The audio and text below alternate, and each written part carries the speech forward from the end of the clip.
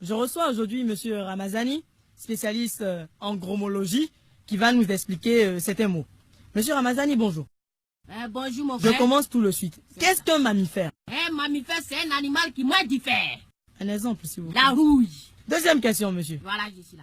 Qu'est-ce qu'un vivipare? Un vivipare, c'est un animal qui vit à part. Exemple, monsieur. Satan. Parce que... Il vit à part. Satan n'a pas camarade. Toi, tu es enfant de Satan? Non. Nous sommes tous les enfants de Dieu. Qu'est-ce qu'un invertébré? Un invertébré, c'est un animal qui n'a pas de os. Ouais, ça aussi, je savais. Exemple. Maman n'a pas de os. Merci.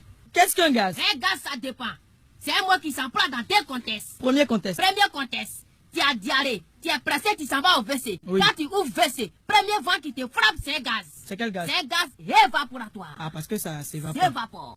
Deuxième contexte. Deuxième contexte. Un voleur, il a volé. Oui. Tout le monde est derrière lui. Policier court derrière lui. On dit, olé, Olé, attrapé, olé. volé, attrapé. Il gaze. C'est quand il fait, il gaze. Ça, c'est un gaz échappatoire. Parce qu'il s'enfuit. Il s'échappe. Tout à fait. Monsieur, vous avez même étudié la géographie. J'ai fait la géographie. Donc, que veut dire France? Oui, tu sais, la géographie, j'ai fait la géographie. C'est-à-dire, on était dans l'avion, on a vu la géographie de loin, mais je ne suis pas arrivé à la géographie. Ah, d'accord. Voilà. Mais que veut dire France? Ça veut dire quoi? C'est force de rapatriement des Africains non connus par l'Europe. Doucement. C'est force de rapatriement. Des Africains non connus par l'Europe. F, Force. R, Rapatriement. A. Africain. N, Non. C, Connu. E. Europe. Ah, d'accord. Qu'est-ce qu'une soupière? Une soupière, c'est quelque chose, tu peux mettre tout ça de manger que tu veux dedans. Tu peux mettre Djongoli, tu peux mettre Atassi, tu peux mettre Abobo, tu peux mettre Kom, tu Enfin, peux mettre Dokounou, tout ce que tu veux dedans. Petit quanti. Voilà. Bon, exemple. Ton ventre qui est là, c'est un soupière. Non, mais ça va pas. Voilà. Qu'est-ce qu'un miroir? Un miroir, c'est un objet que tu peux te voir dedans. Oui, naturellement. Oui. Exemple. La photo. Photo. Oui, photo. Il y a une photo de...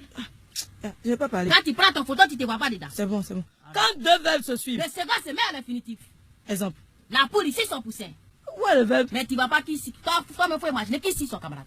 On dit la poule ici, son poussin. Poussin devant la poule ici. Donc, tu es ici, le second met à l'infinitif. Monsieur, vous avez trouvé des solutions.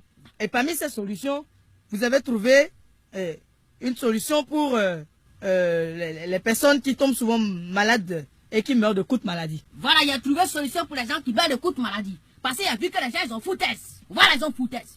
Quelqu'un qui a mal dans les yeux, vous lui piquez dans la fesse. Tant médicament va prendre pour monter dans les yeux, mais les yeux, il va casser, il peut mourir. Quelqu'un qui a mal dans le dent, vous piquez dans la fesse. Tant médicament va prendre pour monter, pour arriver dans son dent. Mais son dent, il va pourrir. C'est pour ça, moi, il dit quoi? Il dit, à partir d'aujourd'hui, quelqu'un qui a mal dans les yeux, piquez dans les yeux. Mal dans le dent, piquez dans le dent. Directement. On appelle ça guérison instantanée. Instantané. Bon, avant dernière question. Voilà. Qu'est-ce qu'un objet transparent? Un objet transparent, c'est un objet à travers lequel tu vois de l'autre côté. Exemple. Grillage.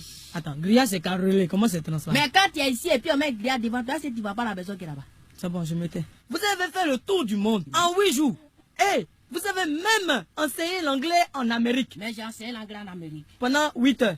Donc, moi, je suis étonné. Donc, je vais vous poser certaines questions. Il n'y a pas de problème. 1 en anglais, One. 2 en anglais, C'est tout. 5 en anglais, C'est five. 10 en anglais, C'est 10. 20, 10, 10. 30, 10, 10, 10. 50 10, 10, 10, 10, 10. et 1000 alors. Depuis